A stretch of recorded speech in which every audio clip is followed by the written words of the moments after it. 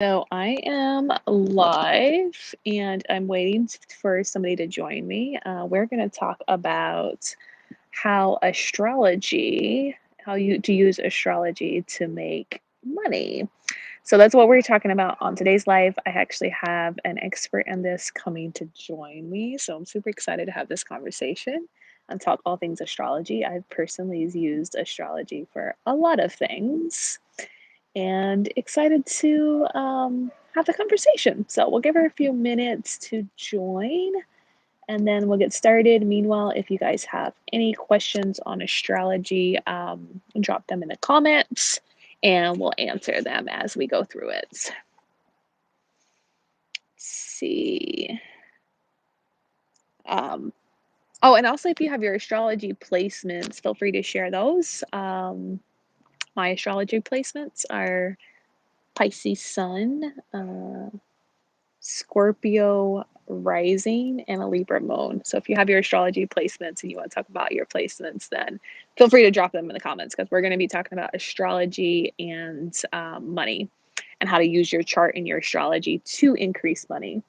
I've used it a lot with like looking at, I think it's my second house and then some other areas. And the person I'm going live with tonight, she does this a lot for a lot of people. So I wanted to have this conversation on my platform with her. So we'll give her a few minutes to join and then we're going to dive in.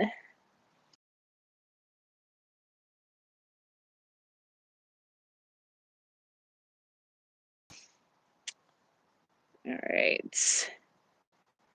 See if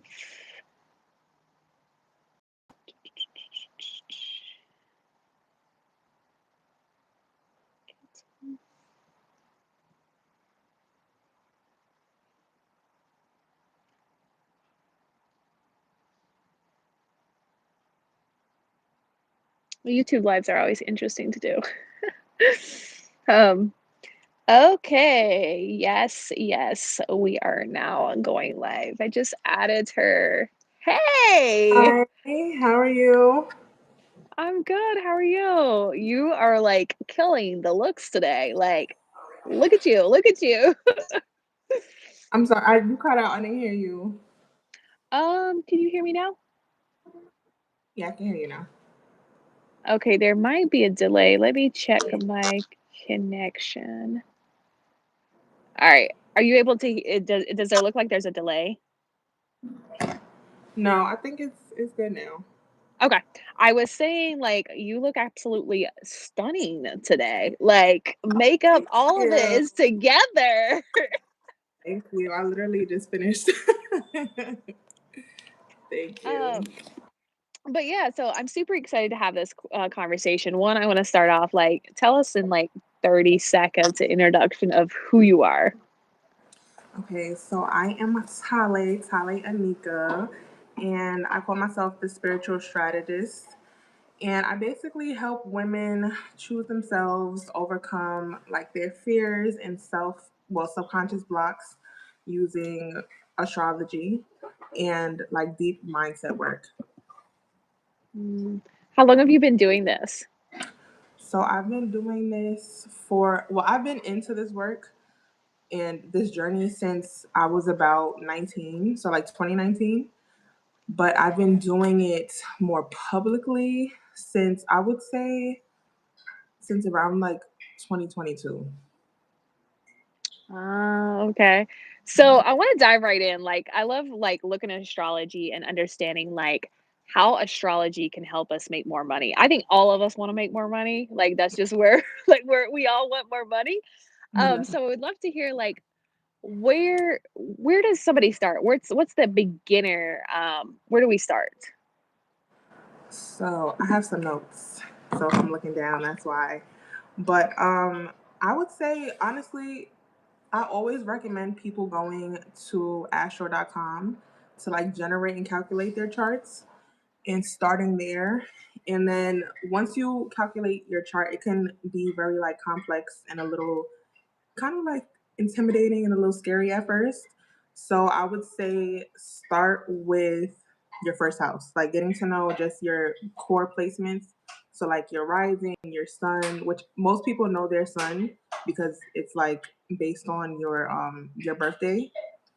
So your rising, your sun, and then your moon, just to like get to know who you are, what you need, what you're here to do.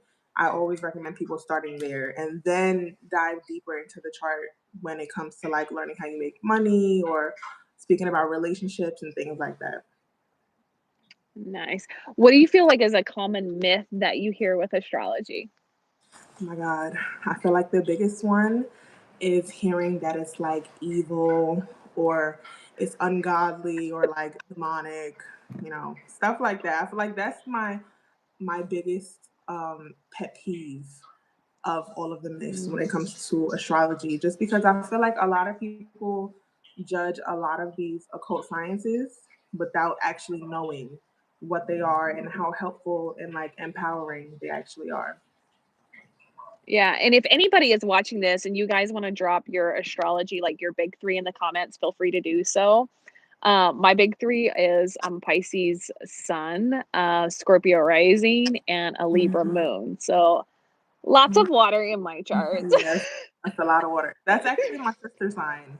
I'm a Virgo sun. Really? Yeah, so we're like opposites. We're the Nice. opposite of the charts. But yeah, so Yeah. it's deep. Yeah, it's very interesting too, like, the more that I felt like when I found out, like, I was a Scorpio rising, I'm like, "Oh my goodness," like, that makes sense of, like, why I act the way I do. I thought, like, I was supposed to act like my Pisces sun, Hmm. which I'm more like I tend to be, like, very Scorpio vibes. So I would love Really, to hear, like, what were some yeah, I'm very much like Scorpio vibes. I love that. Yeah, I will cut you off and it's done. I know that's So right. But I would love to hear, like, what were some moments of for you where, like, "Oh my goodness, like, this actually works for me using astrology." What were some of those moments for you like? I would say, well, the most memorable one for me is just when I was like fresh out of high school. So around like 2017, when I was trying to figure out who I am, what I'm supposed to do, where I'm supposed to go, I feel like when I got into my chart, just studying like for example, I'm a Virgo sun, a Capricorn rising, and a Gemini moon. So it helped me to understand like why I am the way that I am. That's the best way I could put it. And so I feel like that was one of my most memorable ones. But recently, it would be when I was making like my transition from the typical like 9 to 5 lifestyle into creative entrepreneurship, which Mm. that was in like November of last year. What do you think, like, you paid more attention to in your chart to, like, make that transition? It was actually my sixth house. So I know I speak a lot about my second house, but my sixth house was like the kind of like my launch pad for me to get Mm. out of like that draining job and find ways to make money without a job. So for example, I'll give you a little sneak peek into my chart, but my sixth house was actually ruled by Gemini and I have my moon in my sixth house. So with that, Gemini rules over like communication, your skills, learning and teaching, like knowledge, sharing knowledge. It also rules over like short distance travel. And then with the moon, that is related to like feminine energy, nurturing, food, and like things like that. So I actually started to do like delivery services with my partner, and that helped me to get out of the job. So yeah, that was like my launch pad. Nice. I love how you use that, and I see we have a comment. It says, like, "I hear this is gonna be a good year for Aries, praying for it." Listen, we're all praying for a good year. Yes. Us Pisces Oh, placements are like, we can't wait till all this stuff moves out of Pisces. no, But seriously. yeah, I would love to hear your thoughts on, as we go into the year of the horse and with all the planet movements, what do you think, is gonna be very important for people as we go into this, 2026? I honestly, personally, I believe that 2026 is the year where all of the creatives are going to prosper. I feel like 2025 was like the year of preparing, but 2026 is like, okay, I know I have a general idea of what I need to do, and now it's time to execute and expand. So I feel like 2026 is going to be a really big year for like creatives.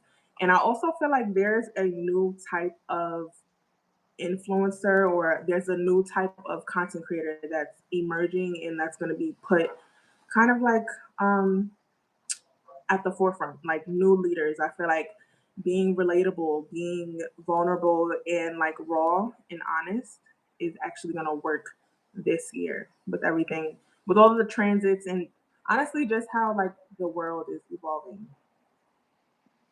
Yeah, I would second that. I feel like my intuition has been, like, saying visibility, visibility, like, over and over and over. I've been getting that download load a lot. I don't Mhm. necessarily know if it's mine or if it's for, like, the collective, but I do know just, like, we're still not technically in the horse year, right? I think that changes in, like, February sometime. Mhm. But just since January, visibility has been, like, huge. Like, I have grown a lot of subscribers on my YouTube. I've gotten a lot of, like, visibility for speaking. So that has been huge for me. And most of those, connections have been all authentic or came to me in my network, Mhm. which was very interesting to see. So I'm super excited for 2026. I know, me too. I can't wait to see what's in store. Um, when it comes to, like, how people can work with you, so what does that look like, or what's the best way for them to, work with you? So I personally would recommend them starting with their chart and grabbing my Decode Your Second House, Get Paid to Be Yourself ebook. Just because that is pretty much like the foundation of everything that I teach. And I feel like that's a great place to start because it's good to have a resource that you can always go back to. Because I find myself, even with everything that I learned about my own chart, I find myself going back kind of like to the drawing board just to see, like, what I need to tweak or what I need to refine, or so I can kind of get like refresh my memory, my brain a little bit. So I always recommend people starting there. And then if you need to go deeper, then I do now currently offer like one-on-one clarity calls. So that's just where we go deeper, and it's a little bit more of like personalized strategy and advice and guidance. Nice. Yeah, and I think, like, it's so important because when I first got into astrology, one of the best things I did was actually bring someone in that was an expert at it to explain Mhm. different things. "Hey, this is what you need to look at." And I actually in 2025 had another astrologist, early because I was, like, feeling like there was a lot of Saturn work that I got to do, and sh the Mhm. way she broke, like, my Saturn house, so it's very important for you guys that are watching it that go where the experts at and don't always trust ChatGPT. Like, I love AI, but ChatGPT be lying sometimes, like, It we know does. that. It does. It's great, but Um, it's always good to have somebody that you can get personalized advice from. yeah, and I say that too because I have people that do the same thing with human design, like, they'll try to pull their chart through using ChatGPT, and it doesn't have APIs, so it doesn't pull the correct data. So the Mhm. same thing with, like, your astrology chart, you don't wanna use, like, AI or ChatGPT for that because it's not necessarily gonna pull the right transits in. Yeah. Um, even though it's AI is a great tool, but that's another conversation for another day. Um, when it comes to like using like astrology as a business, would you recommend them looking at like certain houses would be good, and then what if they are like, I'm not sure how to create content, would they be able to look at their astrology to see like what would help them create content for their business? You can actually. So I feel like honestly, you can pretty much. use your birth chart for every area of your life. Like that's the amazing thing that I love about it. So for that, I would say start with your 11th house because your 11th house that rules over like social media, and it also represents your, I like to call it like your soul community. So the people that you're pretty much creating for, the people that you naturally attract. So, for example, like I have a Scorpio 11th house with Chiron in my 11th house. So, that right there to me tells me that the people that I naturally attract with my content and with my energy are people that are black sheeps. There may be like the rebels of their family. They are into like occult knowledge, like astrology, human design, maybe tarot, things like that. And there are people that really love death and that want to transform. And they may have like a wound because of the Chiron in my 11th house. They may have a wound around like feeling like they belong to a community or kind of feeling like the odd one out. So definitely the 11th house.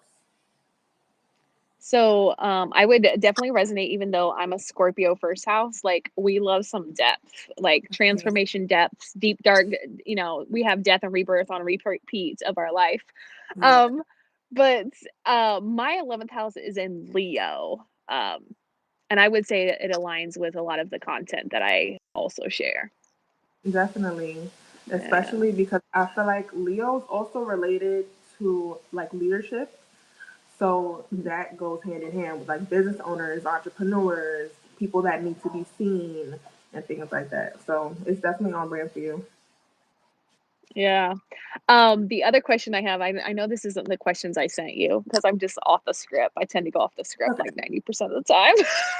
it's fine. Um, It's fine. so one of the things that I would say from personal experience from using astrology, not just to make money, but also as a parent, it has helped me really understand my boys.